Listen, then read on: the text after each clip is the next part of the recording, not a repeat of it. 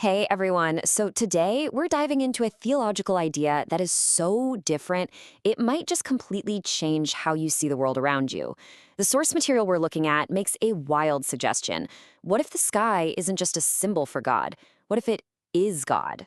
Let's get right into it. So let's just start with this question. What if one of the most famous, most dramatic prophecies in the entire Bible, one that has shaped belief for 2,000 years, what if we've been getting it wrong this whole time? That's really the idea at the heart of all this. And this is the image that kicks the whole thing off. The book of Revelation paints this picture of the sky just vanishing, rolling up like an ancient scroll. I mean, that's the classic image of the apocalypse, right? Chaos, destruction, the end of everything.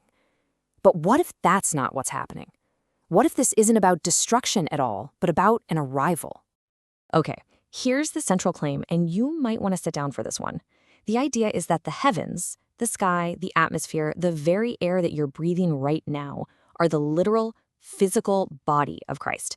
And I mean literal, not a metaphor, a physical reality. And if that's true, well, it changes everything. So let's just run with that for a second. If we accept the idea that the sky is Christ's body, what does that do to the prophecy of it rolling up? All of a sudden, it's not the end of the world, it's something else entirely. And you can see the difference right here. The view we all know is that Jesus comes down from the clouds, riding them like a heavenly chariot. But this other view, it's so much bigger. The clouds and the sky are Jesus descending. He isn't riding in on the storm, he is the storm. And this is where, according to the author, the great misunderstanding happens. Just imagine it. You look up, and the sky starts to tear and fold in on itself. Most of us would see a terrifying cosmic event and, panic. We'd see the sign in the sky, but completely miss the fact that the sky itself is the one who's arrived. Okay, I know, that's a pretty wild idea, so you have to ask, where is this coming from? Well, the whole case is built on a few really powerful symbols from ancient scripture, and it starts with two big ones, the temple veil and the idea of divine garments. So first up is the veil. In the ancient Jewish temple, this was a huge, heavy curtain. Its whole job was to separate the holiest place on earth, where God's presence was believed to dwell, from everybody and everything else. It was the ultimate barrier between humanity and the divine.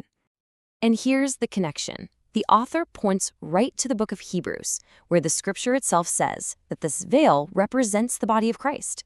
So think about it. When Jesus died, the Gospels say that the veil in the temple was torn in two. It wasn't just a random miracle. It was a symbol that the barrier to God had been broken through his body. So if the veil is his body, and other parts of scripture talk about God stretching out the heavens like a curtain, well, you can see where this is going. The heavens themselves become his body. You can think of it like this. Our bodies are kind of like garments for our souls, right? In the same way, the heavens are like a cosmic garment for Jesus. And this garment idea gets backed up by another quote from Hebrews, this time talking about the heavens. It says, "The Lord will fold them up like a cloak, and they will be changed." Now notice that word. It doesn't say destroyed or gone forever. It says changed. It's like taking off one coat to put on another. Now, to really lock this idea in, the author brings in the first-century historian Josephus. He actually argued that the high priest's special garments were basically a map of the universe. The blue fabric was the sky, the linen was the earth, the 12 stones were the stars or the months. The priest wasn't just wearing fancy clothes, he was symbolically wearing all of creation. He was a walking cosmos. And that brings us to the next big leap. If the heavens are his body, then what about everything else? The argument expands here, suggesting that Christ isn't just in the sky, but is the very substance of all creation. The key to this part is a Greek idea called the logos. It's a word that can mean word or reason or wisdom. And in Christian theology, especially in the Gospel of John, the logos is Christ. He's the divine creative intelligence that brought the entire universe into being. So then the author points us to this verse from the book of Sirach. Here, wisdom, who we just identified as the Logos, as Christ, says it came from God and covered the earth like a mist. Wow. I mean, that's not some distant, abstract force. It's a presence that literally settles over and seeps into everything, everywhere. So you can see how the case gets built piece by piece. 1. All things were created through Christ. 2. All things are held together in Christ. 3. God's wisdom was poured out on everything he made. So for this author, the conclusion is just inescapable. Christ isn't just the creator, he's the very stuff that's holding the universe together. And that leads us right to this really famous passage from the book of Acts. In him we live and move and have our being. What if that isn't just beautiful poetry? What if that's a literal physical statement of fact? That God isn't out there somewhere, but is the very environment we exist in, second by second. Okay, so where does all this leave us? Let's try to pull it all together. If we actually accept this way of seeing the heavens and all of creation, what does it really mean for us day to day? Well, the first and maybe the most powerful thing is this. God is not far away. He's not distant or removed or somewhere up there.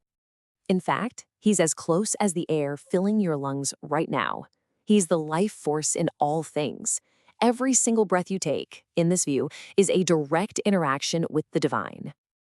And here's the final, most mind-blowing takeaway. He is the literal substance of reality itself. The ground under your feet, the water, the stars, all of it. Every atom is part of this divine cosmic body. And so that's the question we're left with. If all of creation isn't just some stage where a story happens, but is actually a divine being itself, how does that change everything? How does it change the way we see the world and each other and maybe even ourselves? It's a thought that asks us to see everything in a completely new light.